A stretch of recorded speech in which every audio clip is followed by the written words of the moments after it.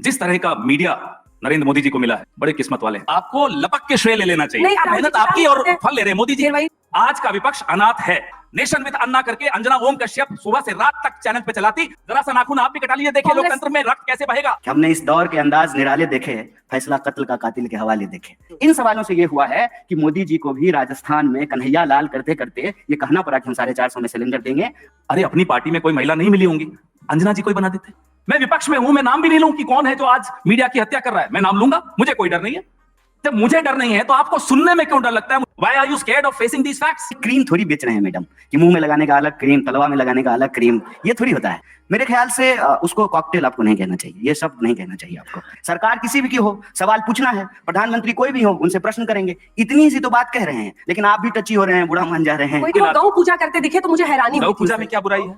हम तीनों करते हैं, चलिए। अरे मेरे और मेरे भगवान और मेरी श्रद्धा के बीच में ये दलालों का काम क्या है? और आप उसको सेलिब्रेट करती हैं दलाली को। धर्म की लात, धर्मनिरपेक्ष राष्ट्र का प्रधानमंत्री जो सिर्फ धर्म पे उतर गया, मैं उसे उसकी नैतिक हार मानता हूं। नमस्कार, आप देख रहे हैं हल्ला बोल, आपके साथ मैं हूं अंजना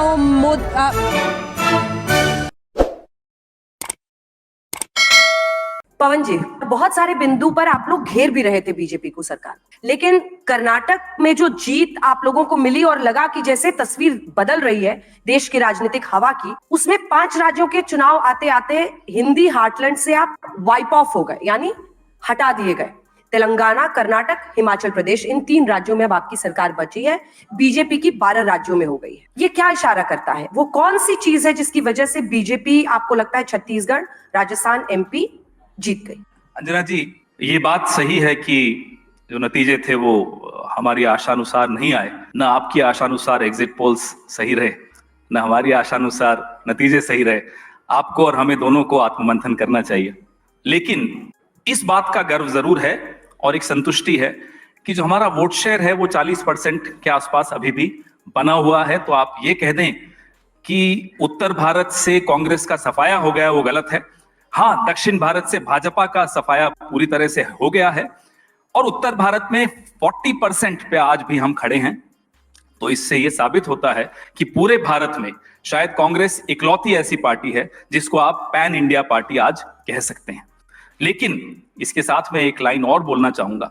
जिस तरह का मीडिया नरेंद्र मोदी जी को मिला है, बड़े किस्मत वाले हैं। कसम से कह रहा हूं, इतनी अच्छी किस्मत लेकर ये प्रधानमंत्री आए हैं।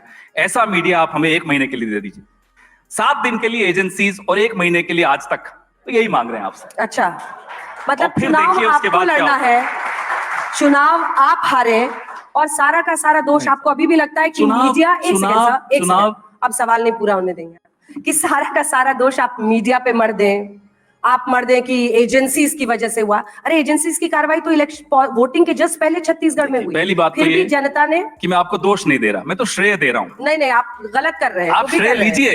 क्यों ले श्रेय? आपको लपक के श्रेय ले लेना चाहिए। नहीं, आपको लेना चाहिए कि आप राहुल करते हैं, लेकिन राहुल जी जिता नहीं पाते हैं। आप मोदी जी को श्रेय मत दीजिए। आप राहुल करते हैं, मेहनत आपकी और फल ले रहे हैं मोदी जी। ये अच्छी बात थोड़ी। हारते आप हैं और कहते किसी और ने हरा। मेहनत आप करते हैं, सत्ता में आपको ऐसा लगता है, आपको ऐसा लगता है कि मेहनत हम लोग कर रहे हैं। पूरी मेहनत वो पार्टी करती है, मेहनत में कोई वो कमी पार्टी करती है। नहीं, वो पार्टी करती है जो जीतती है। क्यों? जब आप कर्नाटक में जीते तब भी हमारी मेहनत थी। अंजना जी, 2014 मेरे सवाल का जवाब दीजिए ना।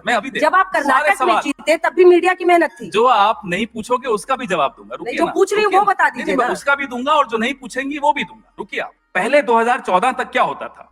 पार्टियां चुनाव लड़ती, मीडिया निष्पक्ष एक भूमिका निभाता था। 2014 के बाद एक इकोसिस्टम चुनाव लड़ते, एक तरफ अकेली विपक्ष, दूसरी तरफ media, agencies, social media, political party.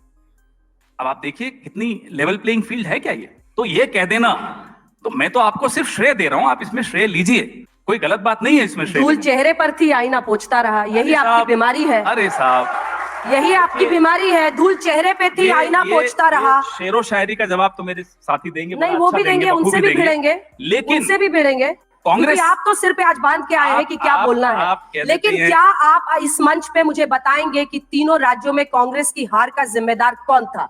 देखते हैं आज पवन खेड़ा कितनी ताकत और हिम्मत दिखाते हैं। देखिए साहब, बहुत स्पष्ट है, जिस एजेंडा को लेकर हम लोगों के बीच में उतरते हैं, हो सकता है वो एजेंडा हम लोगों तक नहीं पहुंचा पाते। और पहुंचा क्यों नहीं पाते? फिर से मैं कहूंगा मीडिया, तो आप कहेंगे फिर हमारा नाम ले लिया। विपक्ष और मीडिया का चोली दामन का साथ है। आज का विपक्ष अनाथ है, ये आप मानिए। इसलिए तभी कहता हमने हूं, तीन कांग्रेस हार के किसकी नेताओं है? को मंच पर बिठा रखा है। रुक जाइए, तीन कांग्रेस रुक जाइए, पार्टी के रुक नेताओं को जाइए, हमने मंच पर रुक बिठा जाइए, रखा है। रुक जाइए। आप तो 6 और ले आइए बीजेपी के, उनको भी हम झेल लेंगे, आप चिंता मत करिए। आप सुन क्या लीजिए, बात कर रहे हैं? पहले सुन लीजिए। कांग्रेस हारी, आप ये बात कर रही है। अरे लोकतंत्र हार रहा है, उसकी चिंता आपको क्यों नहीं है? ये जो चुनाव के नतीजे आते हैं, इसमें तो चलिए एक पार्टी हारती है, एक जीत जाती है, आपका एग्जिट पोल हार जाता है, आप जीत जाते हैं, चलता है ये सब। लेकिन जो बड़ी हार हो रही है वो लोकतंत्र की हो रही है, उस पर आपका ध्यान क्यों नहीं है? कैसे चुनाव आयोग बनेगा आपने देखा कल पार्लियामेंट में? क्या इस तरीके से चुनाव आयुक्त बनाए जाएंगे? अगर ये कांग्रेस सरकार के दौरान होता तो आज नेशन विद अन्ना करके अंजना ओम कश्यप सुबह से रात तक चैनल पे चलाती और सड़क पर अन्ना हजारे आ जाते। क्यों नहीं आते अन्ना हजारे? क्यों नहीं चलाती अंजना ओम कश्यप? बताइए मुझे जरा। अब्बा नहीं मानेंगे। ये स्थिति है आज इस देश की। इससे आप कब तक बच सकते हैं? स्थिति ये अकेला है। अनाथ विपक्ष लड़ रहा है और हमें गर्व है कि हम लड़ रहे हैं और लड़ते रहेंगे, मरने के दम तक लड़ते रहेंगे। अरे सर, हारे या जीते लड़ेंगे। नाखून कटा के शहीद मत बनिए बेवजह की। कर्नाटक आप जीतते हैं, कर्नाटक जीतते हैं तो हम लोग आप ही का अरे, गुणगान गाते हैं। जरा सा और नाखून कहते हैं आप कि भी कटा कांग्रेस- लीजिए ना, सर, जरा सा नाखून आप भी कटा लीजिए, देखिए कांग्रेस- लोकतंत्र में रक्त कैसे बहेगा। अरे सर, लोकतंत्र में की की हत्या हो रही है और आपको यहाँ ये मजाक सूझ रहा है? नहीं, आप मजाक कर रहे हैं क्योंकि आप नहीं, सारा हम का मजाक सारा नहीं कर रहे। अंजना जी, सारा हम तो कह onus रहे किसी हैं और पे डाल रहे हैं। थोड़ा नाखून आप भी कटा लीजिए। सर, दो फिर स्पीकर देखिए और क्या हैं, होगा। इनको भी थोड़ा मौका दे दीजिए पवन जी। आज तो पवन जी आवेश में, और अच्छी बात है लोकतंत्र में जब विपक्ष की ताकत हम लोग देखते हैं आवाज में। 3 नेताओं को हमने इसीलिए मंच दिया है क्योंकि आप लोग ये चाहते थे कि आपस में ही आप लोग आए और बात करें। लेकिन कर्नाटक आप जीतते हैं तब लोकतंत्र की हार नहीं होती है, आप हिमाचल जीतते हैं तो लोकतंत्र की हार नहीं होती है, वहां आपको ईवीएम नहीं जिताता है। लेकिन अन्य राज्यों में जरा कन्हैया जी नहीं, आपने ऐसी अरे टिप्पणी कन्हैया की, जी की आपने सारी ऐसी टिप्पणी की। जब हम कर्नाटक जीतते हैं, भाजपा कर्नाटक हारती है, तो किसकी हार होती है? नहीं साहब, तब मोदी जी की हार नहीं होती। तब अंजना जी के मुंह पर ऐसे शिकन्ने आ जाती है जब उनको कहते हैं मोदी जी हार गए। नहीं साहब, मोदी जी नहीं हारे, पवन जी, कर्नाटक के मुख्यमंत्री हारे हैं। पवन जी, एक सेकंड नहीं, एक सेकंड आपको सुनना होगा क्योंकि आप ये नहीं, ये स्टेज आप हाईजैक नहीं कर सकते। I'm sorry। नहीं, आप हाईजैक कर रहे हैं, आप हाईजैक कर रहे हैं क्योंकि वहां पर मुख्यमंत्री के चेहरे पर बीजेपी चुनाव लड़ी पोल थी। की शाम को कहते हैं कि नहीं, मुख्यमंत्री देखिए साहब, के चेहरे अगर पर चुनाव भाजपा लड़ी हार थी। जाती है कन्हैया कोई जी, माइक उठा लोकसभा लीजिए। में कोई असर नहीं पड़ेगा। कन्हैया जी, माइक उठा जब लीजिए। असली रिजल्ट आता है तो कहते हैं साहब अब तो आज लोकसभा अच्छा हुआ, में लगता है मोदी पवन जी को जीतेंगे। बाकी चैनलों पे मौका मिल नहीं रहा है, तभी माइक नहीं छोड़ रहे हैं यहाँ पे। अच्छी बात है। नहीं तो आप मौका लेकिन दे पवन रही जी, हैं। अरे अपनी कभी तो आवाज विपक्ष को इतनी भी मौका मजबूत दीजिए। करिए कि जनता आपकी बातों को समझे, उसके बाद स्वीकारे भी। हमारी खाली यहाँ बातें- पर आकर सोच रहे हैं कि हमारी 4-5 अगर बैट बॉल आप खेल लूंगा तो अगर कुछ नहीं मीडिया होगा। हस्तक्षेप बंद कर दे तो जनता हमारी बात कोई सुनने को तैयार है। हस्तक्षेप नहीं करता है। आप नहीं सुनने ये दे रही। साक्षी है कि 3 यहाँ पर कांग्रेस के नेता बैठे हैं, प्रमोद तिवारी अरे जी और आप कन्हैया जी को आप बोलने नहीं दे रहे हैं। हम इंतजार करते, ले आइए 6 भाजपा वालों को, चलिए आप लाइए। कन्हैया जी को बोलने नहीं दे रहे हैं। आज आप ही ने उनकी बोली बंद कर दी। कन्हैया जी, कर्नाटका में जिन गारंटीज पर कांग्रेस पार्टी को इतनी बड़ी जीत मिली, ये कांग्रेस की जो गारंटीज थी कर्नाटक में, वो मोदी की गारंटी कब बन गई, क्यों बन गई और कैसे सफल हो गई 3 राज्यों? सबसे पहली बात तो ये कि आप बार बार ये कह रहे हैं कि हमने कांग्रेस पार्टी के 3 नेताओं को बुलाया है, तो अब 3 बुलाएं, 6 बुलाएं, 60 बुलाएं, लेकिन अगर हम एक पार्टी के नेता हैं तो हम सबसे एक ही सवाल पूछा जाएगा। ऐसा तो होगा नहीं कि पवन जी से अलग सवाल पूछा जाएगा, हमसे अलग सवाल पूछा जाएगा, और हमारा जवाब भी एक ही होगा अगर हम एक पार्टी के हैं। और दूसरी बात, आपने कहा कि मीडिया पे दोष मत मढ़िए, बिल्कुल ठीक बात है। आज तक तो हम लोग यही पढ़े थे कि मीडिया लोकतंत्र का चौथा स्तंभ है और मीडिया अक्सर विपक्ष के साथ होता है, कोई सवाल जो है वो सत्ता से पूछता है। मुझे इस पे कोई गिला शिकवा नहीं है, क्योंकि आपने एक शायरी पढ़ी थी तो हम भी एक पढ़ देते हैं आपके लिए कि हमने इस दौर के अंदाज निराले देखे, फैसला कत्ल का कातिल के हवाले देखे। क्या बात है। तो कोई बात नहीं है, ये वक्त की बात है और बिल्कुल आप पे कोई दोषारोपण नहीं है, गिला शिकवा नहीं है। और आपने कहा कि कांग्रेस पार्टी हार गए, आप बीच में ये भी कहा आपने कि राहुल गांधी हार गए। कांग्रेस पार्टी हारे, राहुल गांधी हारे, ये 2 अलग अलग चीज नहीं है, ये एक ही बात है। पार्टी की जीत में राहुल जी की जीत है और पार्टी के हार में राहुल जी की हार है। राहुल जी की जीत से जो है पार्टी की जीत जुड़ी हुई है, ये अलग अलग चीज नहीं है। सवाल ये है कि इस देश में भारतीय राष्ट्रीय कांग्रेस एक पार्टी है जो कई सालों तक सत्ता में थी, सरकार में थी, उससे पहले जो है आजादी के आंदोलन में हिस्सा ली, देश को आजादी दिलाई, और अभी विपक्ष में है। ये एक स्वाभाविक प्रक्रिया है, जो खेलता है तो कोई हारता है, कोई जीतता है, इसमें कोई दुर्भावना वाली बात नहीं है। लेकिन मैं आपको इन सब चीजों के अलावे विशेष रूप से इस बात का धन्यवाद देना चाहता हूं कि आप गारंटी शब्द लेकर के आए। पवन जी को बोलने का हमसे ज्यादा बिल्कुल हक है, क्योंकि वो हमारे मीडिया चेयरपर्सन हैं, मीडिया डिपार्टमेंट को हेड करते हैं, तो स्वाभाविक रूप से उनको ज्यादा बोलना चाहिए। लेकिन हम आए हैं यहाँ पे इनके साथ इसलिए कि हमारे पास आज इस देश को देने के लिए एक अल्टरनेटिव है, एक मॉडल है। और आपने चाहे मतलब ट्रोल करने के लिए ही सही या आरोप लगाने के लिए सही, आपने एक बड़ी अच्छी शब्द का इस्तेमाल किया कि कांग्रेस पार्टी की गारंटी की वजह से कर्नाटका में हमको जीत मिली।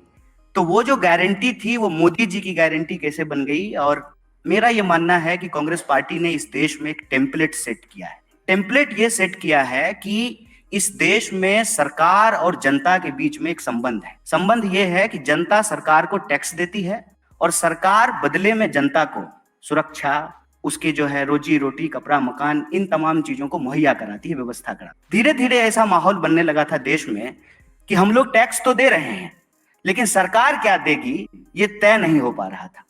और मुझे बड़ी इस बात की खुशी है कि जीत किसी की हुई हो, मुख्यमंत्री कोई बना हो, लेकिन एक बात हम सबको मुक्त कंठ से स्वीकार करना चाहिए कि एक बार फिर से लोक कल्याण, वेलफेयरिज्म इस देश की राजनीति के केंद्र में आया है। पहले क्या था ना कि दिन भर हिंदू मुसलमान की बहस में रोजी रोटी, कपड़ा, मकान कहीं छुप जा रहा था। अब तो ये बहुत अच्छा हुआ ना अंजना जी कि हमने कहा कि हम 500 में सिलेंडर देंगे, मोदी जी ने कहा कि हम 450 रुपया में देंगे। तो अब विपक्ष की तरह जो है हमारे पास ये काम है कि कल को हम सिलेंडर लेकर के दिल्ली की सड़कों पे जाएं और मोदी जी से पूछें कि आप चुनाव के वक्त बोले थे कि हम 450 में सिलेंडर देंगे, तो कब दीजिएगा? ये है देश को आगे ले जाने वाली बात। ये है सकारात्मक राजनीति कि अगर हम इस देश में एक टेम्पलेट सेट कर रहे हैं कि हम बोल रहे हैं कि अगर इस देश में एमपी को, यहाँ हमारे मेंबर ऑफ पार्लियामेंट बैठे हुए हैं, अगर उनको पेंशन मिल सकता है तो इस देश में कांस्टेबल को कहीं नहीं क्यों नहीं मिल सकता है, टीचर को क्यों नहीं मिल सकता है, जो सरकारी नौकरियां करते हैं उनको क्यों नहीं मिल सकता। अब ये टेम्पलेट सेट हो रहा है कि हम कह रहे हैं कि अगर आप इस देश के बड़े कॉर्पोरेट का कर्जा माफ कर सकते हैं, 10,60,000 करोड़ रुपया आपने माफ किया है और आपने किसान निधि के तहत 2,60,000 रुपया किसानों को दिया है, तो ये बेईमानी क्यों? देश के मुट्ठी भर जो है उद्योगपतियों को, व्यापारियों को आप 10,60,000 करोड़ रुपया दे रहे हैं और देश के किसानों को मात्र 2,60,000 करोड़। तो मेरा मानना है कि जीत किसी की भी हो, अल्टीमेटली इस चुनाव में और इस चुनाव के बहस में एक एजेंडे की जीत हुई है। और ये एजेंडा किसका है?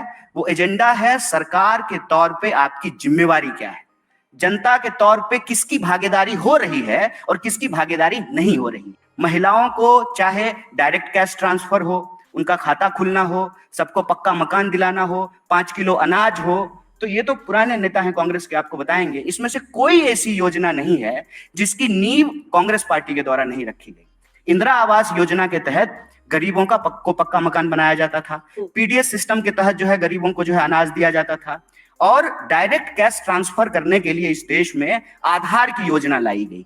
पहली बार ऐसा हुआ कि बायलैटरल एंट्री से कांग्रेस पार्टी एक ब्यूरोक्रेसी का सिस्टम लेके आई कि हम आधार कार्ड बनवाएंगे, सबका खाता खुलवाएंगे और डायरेक्ट कैश ट्रांसफर करेंगे। और मैं आपको याद दिला दूं कि 2019 में कांग्रेस पार्टी का जो एजेंडा था उसमें राहुल जी ने बार बार एक योजना की बात की थी, उन्होंने न्याय की बात कि पूरी दुनिया में जब यूनिवर्सल इनकम की बात हो रही है, अगर हम ये कह रहे हैं कि दुनिया के में भारत जो है फास्टेस्ट ग्रोइंग इकोनॉमी है, 5 ट्रिलियन की इकोनॉमी हम बन जाएंगे, तो फिर हमको ये देखना पड़ेगा कि धन का बंटवारा क्या है। जैसे अगर हम ये देखेंगे ना, अगर हम आज तक चला रहे हैं मान लीजिए या ललन टॉप चला रहे हैं, तो अंजना जी को कितना सैलरी मिल रहा है और अंजना जी का दफ्तर साफ करने वाला जो स्वीपर है उसको कितनी सैलरी मिल रहा है। एक अंजना जी की सैलरी में कितने ड्राइवरों को सैलरी मिल सकता है। ये जो धन का बंटवारा है ये देखना पड़ेगा, क्योंकि आंकड़ा ये कहता है कि इस देश में 1% लोगों के पास 99% प्रॉपर्टी एक्युमुलेट हो गई है। तो 99% जो लोग हैं उनके पास जो है दोबारा रोजी के लिए, रोजगार के लिए, शिक्षा के लिए, कपड़े के लिए, उनके बच्चों के जो है भविष्य के लिए सरकार क्या उपलब्ध कराएगी। और मैं बहुत खुश हूं इस बात से, चुनावी परिणाम जो भी हो, कि एजेंडा कांग्रेस पार्टी का जीता है। और आप जान लीजिए कि जाति जनगणना का प्रश्न जो कांग्रेस पार्टी उठाई, उसमें किसी जाति को किसी जाति से लड़ाने का सवाल नहीं है, सबकी भागीदारी सुनिश्चित करने का सवाल। आपका छीन करके किसी को नहीं दे देना है, लेकिन जिसको नहीं मिल पा रहा है वेल्थ का रीडिस्ट्रीब्यूशन कैसे करेंगे, ये सारे एजेंडे राजनीति में आए हैं। देश के नौजवान इस पे बात कर रहे हैं और विपक्ष ने जो यह सवाल उठाया, जो गारंटी की बात की, फ्री बिजली देंगे, महिलाओं को फ्री बस यात्रा कराएंगे, 500 रुपए में सिलेंडर देंगे, डायरेक्ट कैश ट्रांसफर करेंगे, किसानों का कर्जा माफ करेंगे, जो लोन लेकर के स्टूडेंट पढ़े हैं उनका लोन कम करेंगे, रोजगार की गारंटी करेंगे, यूनिवर्सल इनकम के आधार पर न्याय योजना लेकर के आएंगे। इन सवालों से ये हुआ है कि मोदी जी को भी राजस्थान में कन्हैया लाल करते करते ये कहना पड़ा कि हम 450 में सिलेंडर देंगे। और जब एक बार मोदी जी ने कह दिया तो जो सवाल पूछ रहे थे प्रमोद जी, वो सवाल अब हम भी पूछ सकते हैं फिर से कि आपने तो कहा था कि हम 15 लाख आपके खाते में पहुंचाएंगे, हर साल 2 करोड़ नौकरी देंगे, आपने कहा था कि 2022 तक पक्का मकान बना देंगे, बुलेट ट्रेन कब चलेगा। तो देश के लोगों का सवाल राजनीति के केंद्र में रहेगा। और हमारा मानना है कि इस परिणाम को ऐसे देखना चाहिए कि कांग्रेस पार्टी ने जो टेम्पलेट सेट किया है इस देश में वेलफेयरिज्म का, भागीदारी का, सबके न्याय का, उसकी जीत हुई है। शाबाश बेटा, बहुत बढ़िया। पवन जी, अच्छा है आपका जो अग्रेशन है वो अच्छा है, लेकिन ये अग्रेशन सिर्फ इंस्टीट्यूशंस पर निकालने की बजाय अगर यही ताकत और ऊर्जा इस बात में इस्तेमाल हो कि जनता को हम कैसे कन्विंस करें। ये प्रश्न इसलिए क्योंकि आप एजेंसीज का मुद्दा बार बार उठाते हैं। उसी दौरान वैभव गहलोत रिजॉर्ट वाला इशू जिसमें यहां पर रेड्स हो रही थी, और वहां पर महादेव ऐप पर छत्तीसगढ़ में, कमलनाथ जी पर ऐसा कुछ एमपी में स्पेसिफिक नहीं था, लेकिन बावजूद इसके इन राज्यों में उनकी जीत होती है। अब पीएम ने मनी हाइस्ट करके धीरज साहू के जरिए टारगेट किया है कि अगर हवा हवाई है तो ये नोट गिनने वाली मशीनें गर्म हो रही हैं भाई। 353 करोड़ और 3 किलो सोना। अगर आप इजाजत दें तो कौन भाई जरूर दीजिए पवन जी के भी। तो जब मशीनें गर्म हो जाएं तो जरा ठंडी तस्वीरें भी देख लिया कीजिए। आप ही ने दिखाया था, आप ही के चैनल पे मैंने देखा था कि किसी नेशनल पार्टी का राष्ट्रीय अध्यक्ष नोट गिनता हुआ कैमरे पे पकड़ा गया है, तो भारतीय जनता पार्टी का नाम ले लूं, बंगारू लक्ष्मण। इस पर वो कहते हैं कि हमने उसके बाद से उनका करियर खत्म ही हो गया, उनको हटा दिया गया। बात तो होगी ना, करियर हो सकता है जिनके यहाँ मिली उनका भी खत्म हो जाए। सवाल ये है कि वो एक सांसद थे, उनका अपना बिजनेस था, उनको जवाब देना है। पर मैं आगे एक बात बढ़ के पूछ रहा हूँ, ये भी इत्तेफाक था कि एक सांसद क्या निकला तो इतना हंगामा है, वो जवाब दें। कांग्रेस पार्टी ने कहा आप जवाब दीजिए। पर एक बात पूछूं, वो जुदेव जी का भी मैंने आप ही के चैनल पे देखा था। पैसा खुदा तो नहीं, पैसा खुदा तो नहीं, खुदा से कम तो नहीं। पर यही लोग जो इनकी मशीनें गर्म हुई है ना, चली जाएं बड़े लोगों के यहाँ तो मशीन तो छोड़ दीजिए, बुलडोजर भी लगा दीजिएगा तो पैसे नहीं गिन पाइएगा। आप बार बार कह रही हैं कि साहब चुनाव हार गए, आप जनता तक मैसेज नहीं ले जा पा रहे। मैं आपसे एक सवाल पूछता हूं अंजना जी। सवाल तो वैसे आप पूछती हैं, लेकिन मैं भी एक पूछूंगा आपसे। आज से 2 महीने पहले आपने कितने कार्यक्रम किए? महिला आरक्षण, प्रधानमंत्री तो सबसे महान मसीहा हैं महिलाओं के, 3 राज्यों में मुख्यमंत्री बने। अरे अपनी पार्टी में कोई महिला नहीं मिली होंगी, अंजना जी को ही बना देते।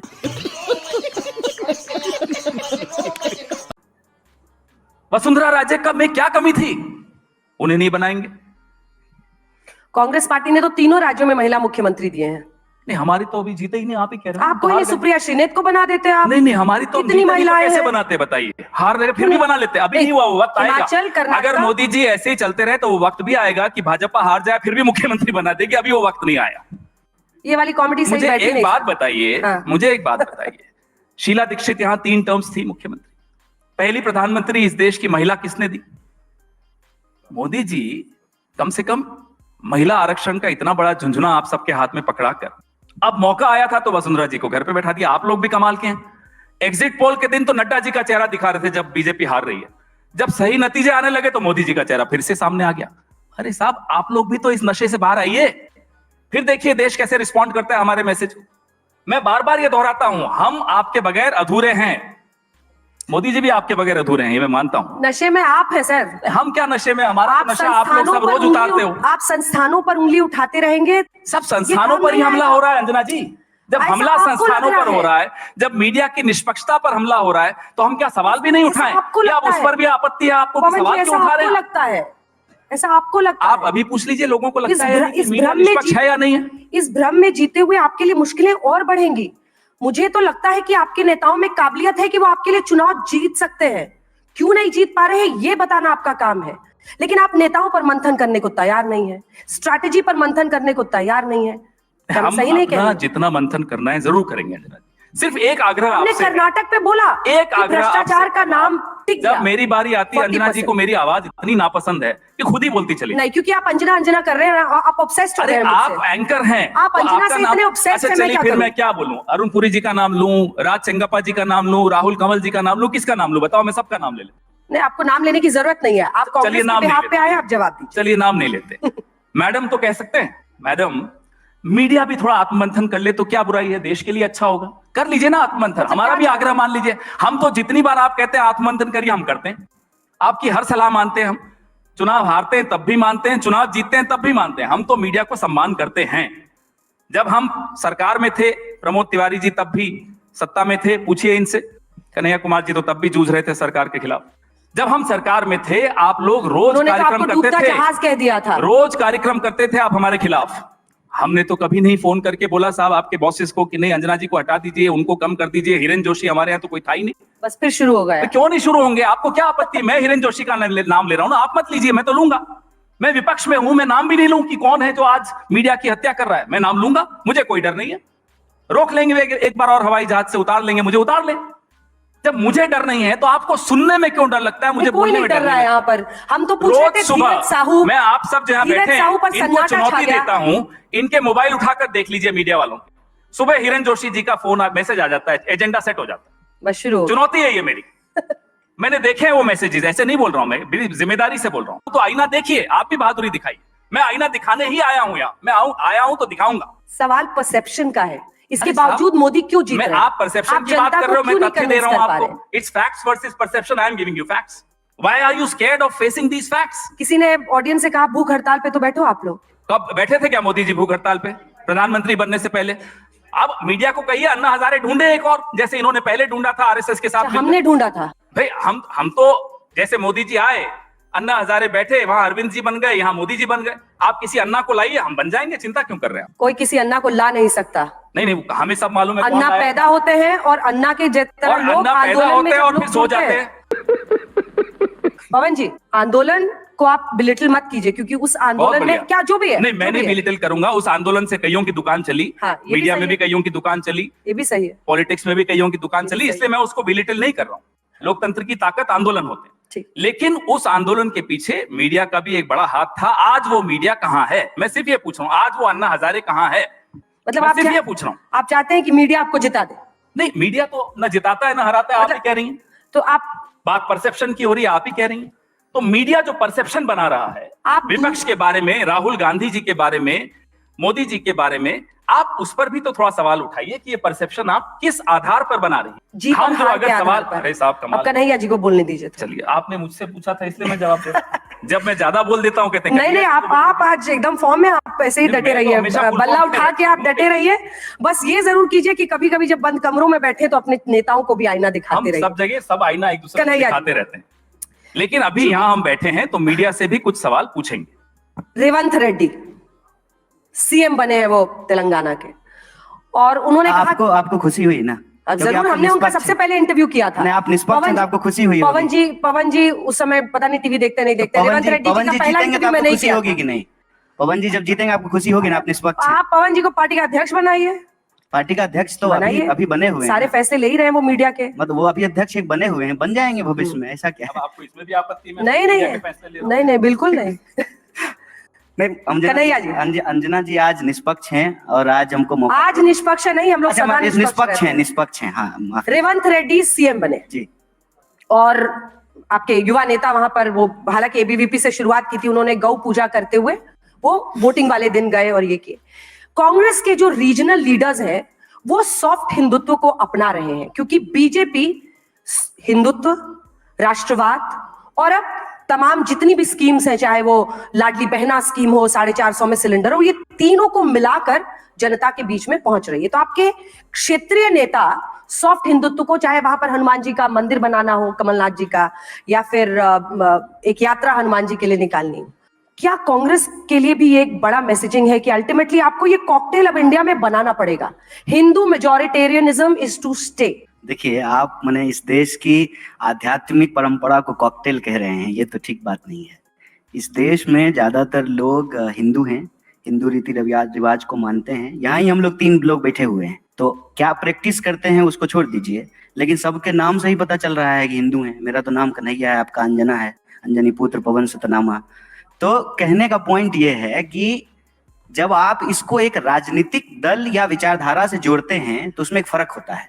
जैसे हर पुरुष पुरुषवादी नहीं होता है, वैसे ही हर हिंदू जो उस आध्यात्म में भरोसा करता है, जीने के तरीके में भरोसा करता है, पाप पुण्य सही गलत स्वर्ग नरक को मानता है, वो भी जो है ना हिंदूवादी नहीं होता है। ये एक राजनीतिक विचारधारा है। अगर आप राजनीतिक विचारधारा की बात कर रहे हैं, अगर मैं सही हूं, तो राजनीतिक विचारधारा में ना ये सॉफ्ट और हार्ड नहीं कहना चाहिए। ये मीडिया के द्वारा गढ़ा गया टर्म है। जहर जहर होता है, सांप का बच्चा भी उतना ही जहरीला होता है जितना वयस्क होता है।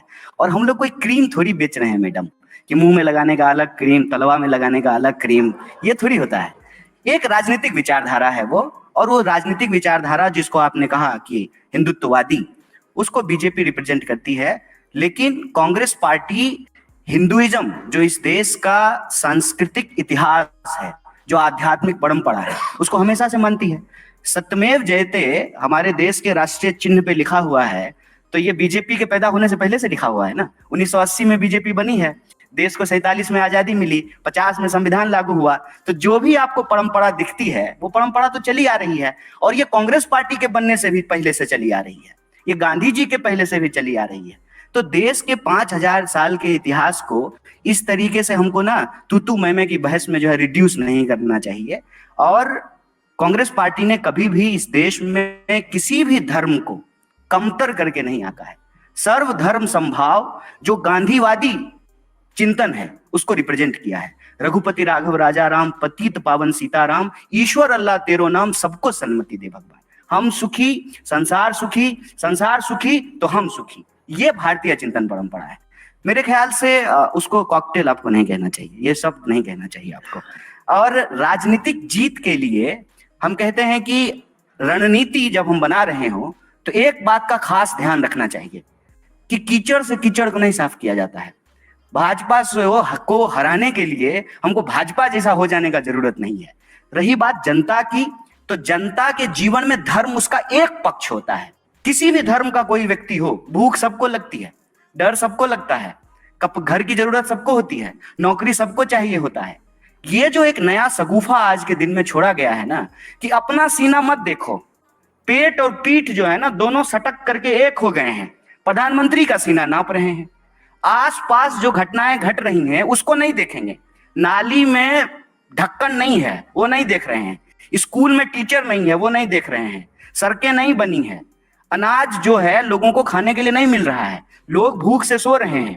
पढ़ने लिखने के बावजूद, अंजना जी बधाई हो आपको, आप जो है जामिया से पढ़ करके इतने बड़े चैनल में इतनी बड़ी एंकर बन गई। आज जो आपके जूनियर हैं जो पढ़ रहे हैं, दर दर भटक रहे हैं बेचारे, उनको नौकरियां नहीं मिल रही है। एलुमनाई मीट में जाइएगा तो पूछिएगा, 45 साल में देश में सबसे ज्यादा बेरोजगारी है। ये सवाल है, इस सवाल पे हमको बार बार आना पड़ेगा। अलग बात है कि जो पवन जी थोड़ा तल्ख हो जा रहे हैं, लेकिन उनका रंज इसी बात से है। आपने कहा कि हम ऑब्सेस्ड हो रहे हैं पवन जी, हमसे, आपसे ऑब्सेस्ड नहीं हो रहे हैं। सवाल ये है कि मीडिया के बारे में आज तक हम लोग यही जानते समझते आए थे कि मीडिया निष्पक्ष होता है। उसको उतनी ही खुशी होगी जब बीजेपी जीतेगी, और उतनी ही खुशी होगी जब कांग्रेस जीतेगी। सरकार किसी भी की हो, सवाल पूछना है, प्रधानमंत्री कोई भी हो, उनसे प्रश्न करेंगे। इतनी सी तो बात कह रहे हैं, लेकिन आप भी टची हो रहे हैं, बुढ़ा मान जा रहे हैं। कोई टची नहीं हो रहा है, आप चिंता ना करें, वो और लोग होंगे जो टची होते होंगे।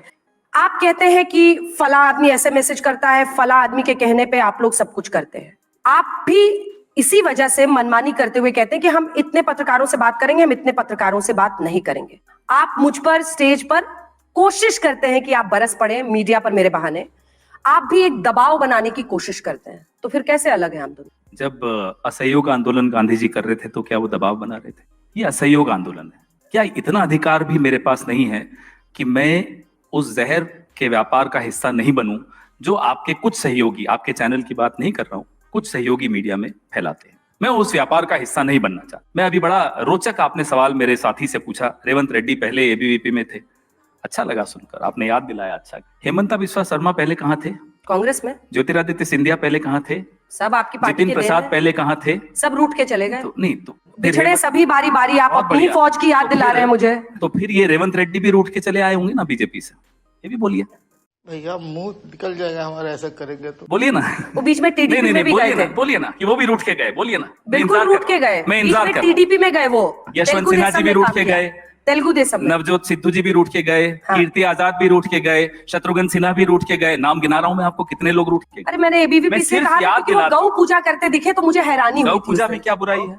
हम तीनों करते हैं, चलिए बताइए। वोटिंग क्या वाले बुराई है? दिन ये एक पोस्चरिंग होती है। नहीं, पोस्चरिंग आपको लगती है, ये हमारी संस्कृति का हिस्सा है, इसमें आप, लेकिन जो मुझे आपत्ति है अंजना जी, मैं आपका नाम ले रहा हूं, माफी चाहता हूं, वो तो मैं जानती हूँ आप ऑब्सेस्ड हैं मुझसे। मुझे आपत्ति हमें इस बात से है कि मेरे और मेरे भगवान के बीच में ये दलाल क्यों आ जाते हैं। आप बड़ा विशाल अयोध्या में मंदिर की पूजा होने वाली है, ऐसा इवेंट होने वाला है जो पूरी दुनिया ने कभी नहीं देखा होगा। अरे मेरे और मेरे भगवान और मेरी श्रद्धा के बीच में जी। ये दलालों का काम क्या है? और आप उसको सेलिब्रेट करती हैं दलाली को कि दलाल आ गए साहब, खुशी खुशी मनाइए, दलाल आ गए, प्रधानमंत्री भी जा रहे हैं, सारे मंत्री जा रहे हैं, सबको ले जाया जा रहा है। अरे साहब, एक मंदिर है, एक पवित्र जगह है जहां मैं जाकर अपनी श्रद्धा के अनुसार झुकता हूं, सजदा करता हूं, सर झुका देता हूं एकदम। वहां भी दलाल आ रहे हैं और वो भी आप बड़े खुश हो रहे हैं साहब, दलाल आ गए। भैया जी आप तो कई बार ऐसा होता है कि पीएम पर, मैं इस बात से इनकार नहीं करती कि बीजेपी ने भी कांग्रेस के शीर्षस्थ नेताओं पर एक से एक हमले किए हैं, जिसमें सोनिया गांधी जी से लेकर राहुल गांधी, प्रियंका गांधी, सब पर हमले हुए हैं। लेकिन हाल के दिनों में एक ट्रेंड रहा है, अभी भी पवन जी ने जो शब्द यहाँ पर बोला, मुझे नहीं लगता है कि बहुत अच्छी भाषा है जो हम अपने बच्चों को ऐसा शब्द सिखाना चाहेंगे। पीएम के लिए भी ऐसे शब्दों का इस्तेमाल हुआ वर्ल्ड कप के बाद। कांग्रेस को असल मुद्दे उठाने होंगे। संसद में बने शेर के दांत का साइज छोटा है या बड़ा है, ग्रीन रूम में जाकर किस प्लेयर से मिले नहीं मिले, ये सब छोड़कर बेरोजगारी, महंगाई और ऐसे मुद्दों पर अगर कांग्रेस जनता के बीच ज्यादा जाएगी तो ज्यादा आपको लगता है आपके अनुभव के आधार पर कि वो बेटर काम करेगा, क्योंकि वो इश्यूज है। देखिए, ये बात मैं बिल्कुल दिल से बोल रहा हूँ। हो सकता है जैसा जवाब चाह रही हूँ वो ना हो, पर मैं अपने दोनों काबिल साथियों का इस बात के लिए तारीफ करता हूँ कि पूरी दृढ़ता के साथ उन्होंने कांग्रेस के विचार रखे हैं। और आपने मुझसे, देखिए, मैं राजनीति में आ गया था तो मैंने पंडित जवाहरलाल नेहरू को सुना है दूर से, इंदिरा जी को देखा है, क्योंकि मेरी कॉन्स्टिट्यूंसी और इंदिरा जी की रायबरेली बिल्कुल लगी थी, तो मैं हमेशा से देखता था। राजीव जी को देखा, नरसिंह राव जी को भी देखा, और इन सब से अलग हटके लखनऊ से अटल जी चुनाव लड़ते थे, तो मैं उनके कई भाषा के मामले में उनके प्रशंसक हूँ। लेकिन इस चुनाव में क्या आप नहीं मानते, बाद में विचार कर लीजिएगा, यहाँ कहना कोई जरूरी नहीं, कि पहली बार भारत का प्रधानमंत्री चुनाव लड़ता रहा और एक बार भी इस मुद्दे पे चुनाव नहीं लड़ा कि मैंने ये किया है, ये किया है, ये किया है, वोट इस पर दे दो। किस पे लड़ते रहे वो? कन्हैया उदयपुर। वो लड़ते रहे किस बात पे? धार्मिक उन्माद पर। धर्म की लात, जो धर्मनिरपेक्ष राष्ट्र का प्रधानमंत्री जो सिर्फ धर्म पे उतर गया, मैं उसे उसकी नैतिक हार मानता हूं। आज अगर वो चुनाव इस मुद्दे पे लड़ते कि हमने ये किया है, महंगाई 25 रुपए पे पेट्रोल कर दिया, वो कहते कि गैस का सिलेंडर हमने 100 रुपए पे कर दिया, या वो ये कहते कि हमने वादा किया था तुम्हें 15 लाख दे दिया, 2 करोड़ लोगों को नौकरियां देता, उसके बाद जीत होती तो मैं उसे ईमानदारी की जीत। यहाँ तो आपको करना पड़ा नकारात्मक। क्या क्या बात है।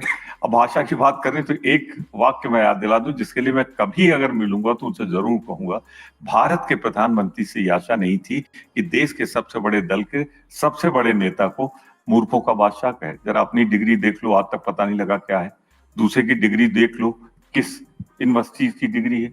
एक आदमी ईमानदारी से जो उसके दिल में होता है कह जाता है, दूसरा कसम खा रखी कि हम ईमानदारी से बोलेंगे ही नहीं, जो बोलेंगे वोट के लिए बोलेंगे। तो मैंने जो बात कहनी थी आपसे कही कि ये चुनाव बीजेपी इस मुद्दे पर नहीं लड़ी कि हमने क्या किया, इस मुद्दे पर लड़ी कि हम नहीं रहेंगे तो कौन खतरे में पड़ जाएगा। ये मैं समझता हूं किश्ती बिल्कुल किनारे पहुंच चुकी है, डूबने की कगार पर है। इसलिए भारतीय जनता पार्टी ने इन तीनों चुनाव को लड़ने के लिए, रिजल्ट आने के लिए, जिसपे मैं भारी सवालिया निशान लगाता हूँ, रिजल्ट आने के लिए सारी मर्यादाएं तोड़ दी। भाषा की मर्यादा आप ही ने पूछा था, इसलिए मैंने भाषा पे ही बोला और कुछ नहीं बोला। मैं ये नहीं बोल रहा हूँ कितना खर्च कर दिया, कितने साधन लगाए, दूसरे के साधन कितने तोड़े, और महादेव ऐप्स में वो भाग गए थे और जैसे वहां सरकार आई भाजपा की लौट आए। तो ये सारा सदा बता खेल नहीं लगता कि अभी जाओ भाई हम नहीं है यहाँ पे, बाहर रहो, और दुबई से आ गए। दुबई का रास्ता तो सबको मालूम था पहले भी, पहले क्यों नहीं गया है? तो ये सारी चीजें हैं। मैं समझता हूँ कि भाजपा ने बिल्कुल अंतिम पायदान पे उतर के चुनाव लड़ा है। इसके परिणाम से वो जीते हैं, लेकिन इतना जरूर कहूंगा कि चुनाव में मैं निराश हूं।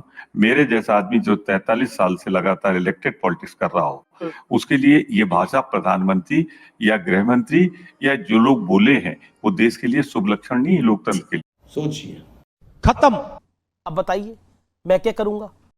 एक बहुत सिंपल सी टिप आपके साथ शेयर करती हूँ। अपने हाथ को इस तरह से रखिए। If you look at this from your side, आपका लेफ्ट हैंड आपको बी के जैसे दिखेगा और राइट हैंड आपको डी के जैसे दिखेगा। B and D. B for थोड़ी मदद रखिए। वे मैं तो तेरा मन पर